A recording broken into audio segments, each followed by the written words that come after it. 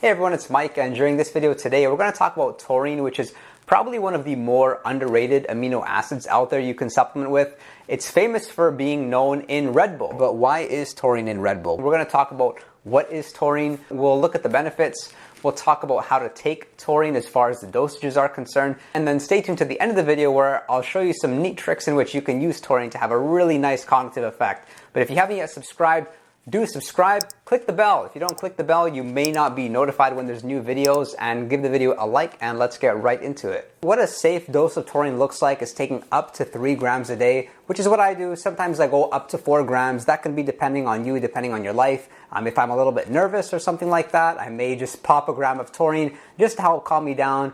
I've never really had a problem with it. It's one of the most abundant amino acids in your body. It's found exclusively in animal-based foods like seafood, especially think sardines, think mackerel. Here's what the taurine powder looks like. This is from Lift Mode. As you can see, it's like BCAAs, but it's kind of like sparkly. Of course, it's a little bit questionable of should you be taking it, because most people do have a diet which includes eggs, meat, and seafood. So taurine, like I mentioned, is an amino acid that German scientists discovered the stuff in ox bile in 1827, therefore naming it taurine, the Latin term for Taurus bull. Most people, if they're familiar with taurine at all, that they probably associate it with the popular energy drink Red Bull. Red Bull contains 1 gram of taurine per 8-ounce can.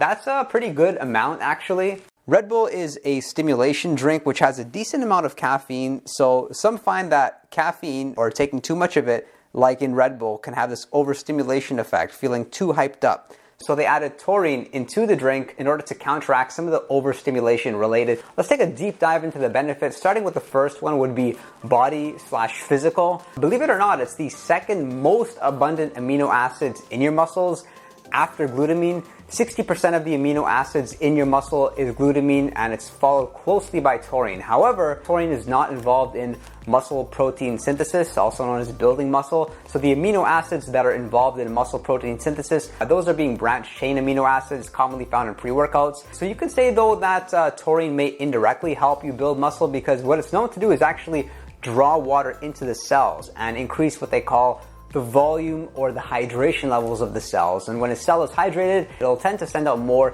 anabolic signaling factors that are going to result in increased muscle protein synthesis. So one of the most important considerations that athletes should make is to maintain proper hydration levels while training. So interestingly enough, taurine actually aids in an important process in skeletal muscle called osmoregulation, which is the controlled movement of water in and out of the muscles. And taurine can even improve testosterone levels, because what happens is your testicles are constantly assaulted by free radicals, which are byproducts of oxygen metabolism, eventually causing destruction to some of these cells in the testicles, specifically the latex cells. So what happens is, after many years, is that the latex cells don't function right, and this leads to what they call hypogonadism, or also known as lower testosterone in men.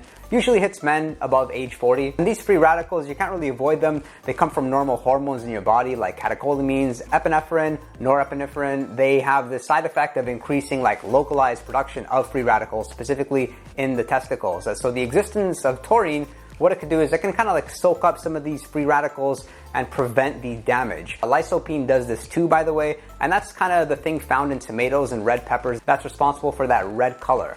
Exercise actually causes taurine levels to fall, which has been shown to negatively impact endurance levels, and this is due to the disruption in hydration levels in the muscles. So as the muscles lose water, your performance suffers, and that's where taurine can help, because your muscles simply won't function as well. In the joints, taurine also provides a protective function because it prevents the breakdown of something called hyaluronic acid, which in simple terms, it provides lubrication to the skin, joints, and eyes, although this does decline with age. So that's a really great reason why we should supplement with taurine, especially people who exercise.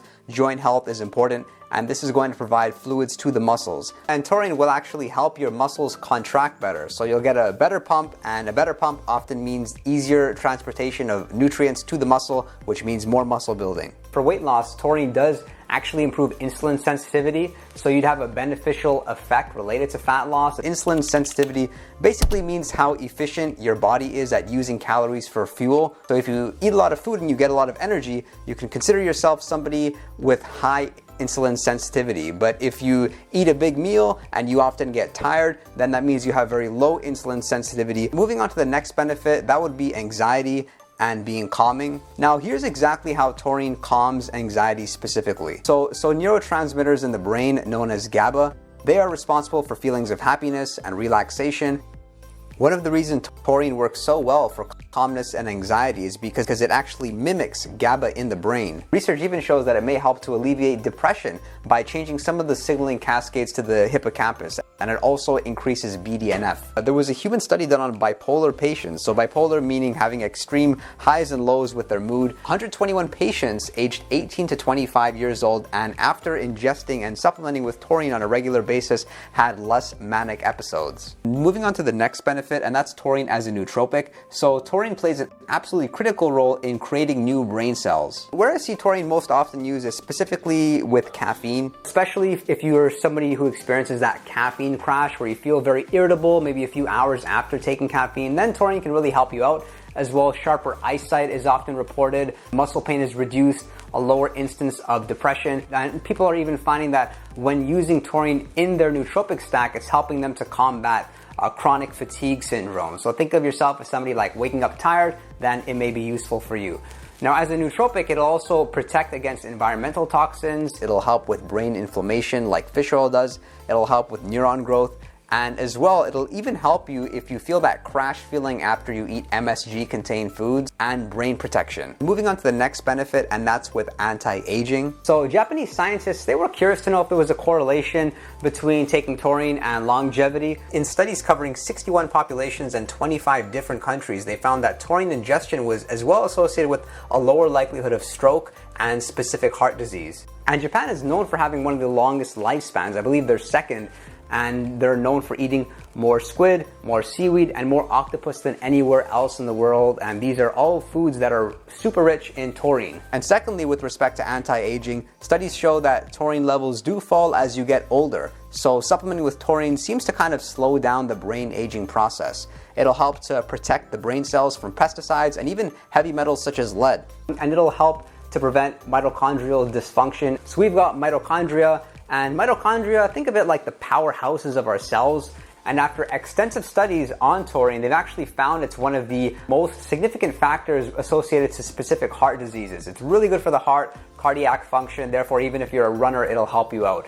Clinical studies have as well showed that taurine decreases platelet aggregation, serum cholesterol levels, triglyceride levels. Let's talk about the dosage and how to take it.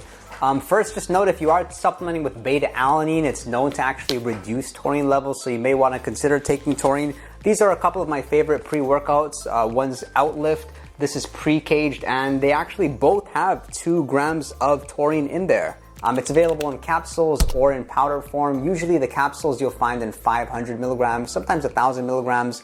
And you may want to avoid taking it from energy drinks or some nootropic blends because they're usually loaded with sugar, they're loaded with caffeine and other ingredients, and they actually don't contain much taurine in there. So there are a lot of different sources of taurine in our diet. So the important question, am I going to start taking taurine every single day? So for me, I'm really on the fence about this one. I already take a fair number of supplements and I don't really want to add in another supplement, particularly if I'm already getting enough taurine from my diet. But please do let me know in the comment section below, are you going to start taking a taurine supplement because you may not be getting enough seafood or eggs in your diet? Are you just going to get taurine from your diet?